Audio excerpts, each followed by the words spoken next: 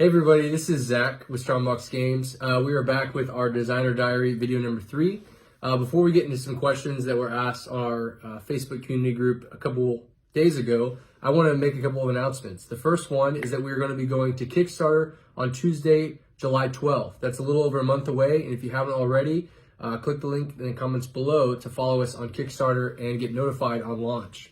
The next is we're going to be uploading our Kickstarter trailer video here this weekend, so definitely keep an eye out for that. It turned out so great. Mesa Game Labs did that for us, and they did a phenomenal job. Okay, let's go ahead and hop into these questions. First, Brad had asked, what is an OP card or effect or something that we found in our design process? So, great question. Every single card and every single character was at some point overpowered.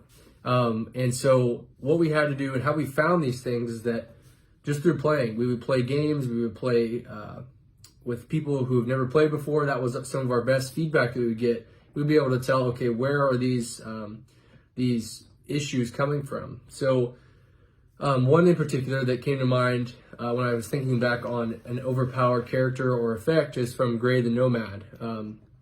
His character has an ability called the Bear that gives him extra strength when he's attacking adjacent characters. And we found that he was, with that ability, once he upgrades it, then it's so powerful. And he was winning many of the matches he would play in. And so what we found is that, okay, let's increase the cost of that ability so where it happens a little bit later in the game. And so we found that was great. It worked really well, but he was still super powerful. Then we were like, okay, he's an attack heavy character, so how about we decrease his defense? And that was actually what did the trick for this character in particular, is that he's a very attack heavy, and his defense is a little bit weaker, so that way it kind of balances out, especially after he gets that bear ability. But every character's had its spot or its time of being overpowered, and that's just when it comes to playtesting to find out, okay, when is this character ready? When is this character balanced? And we've just played hundreds of times, so that's a great question. So Navia had asked, what's been the process for our art and graphic design and design for the characters? So a couple years ago, the team had this idea for the character tropes that we wanted each character to have, kind of what their physical attributes would be, their personalities. We're all pretty creative people, so we kind of thought of these things and they would play a pretty big role in how we were going to develop these characters. So we had these very rough ideas. We brought them to Cassidy Branch, our artist, and we said, hey, here's what we've got. Here you go. We wrote about it and gave her some reference images, and then she would take it and run with it. So she would bring us rough sketches of these characters, and we'd say, hey, we like this, we don't like this, and then she would update the rough sketch accordingly. And then she'd give us, a relatively finished sketch, and then we would just continually refine the process until we came to our 6 characters. We have Omen the Dark Mage, we have Vogon the Apothecary, Gray the Nomad, Velia the Assassin, Kaya the Artificer, and Shem the Ranger. And at some point I really like to talk about how we came to those names. But Kaya, she's actually based off of Cassidy herself, so she did a really cool thing putting herself into the game, which was nice. So once we defined that character, then we could go in and take our mechanics for the character and intertwine their personality and their playstyle into their different cards. So for instance, here's one of the Nomad's cards. It's called the Sight. This is one of my favorite cards in the game. Really cool. He can see the ebbs and flows of this energy all around him. Then we have one of Omen's cards. It's called Curse of the Wicked, and so he has a really cool, very Saruman effect there.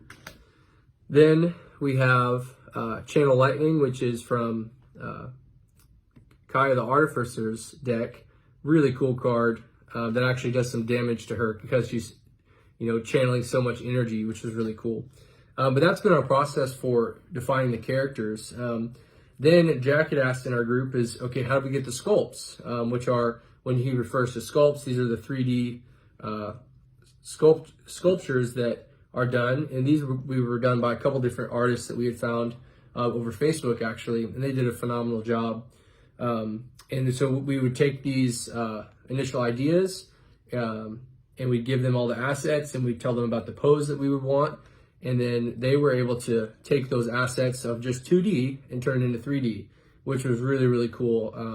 And that was kind of the same process. You know, they would come and they'd show us a rough rendering of the character, and then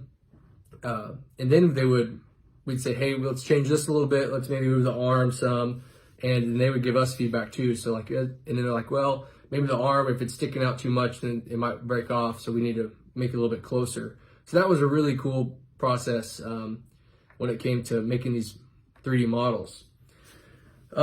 Great questions, guys. It's just so fun going back and talking about all these things.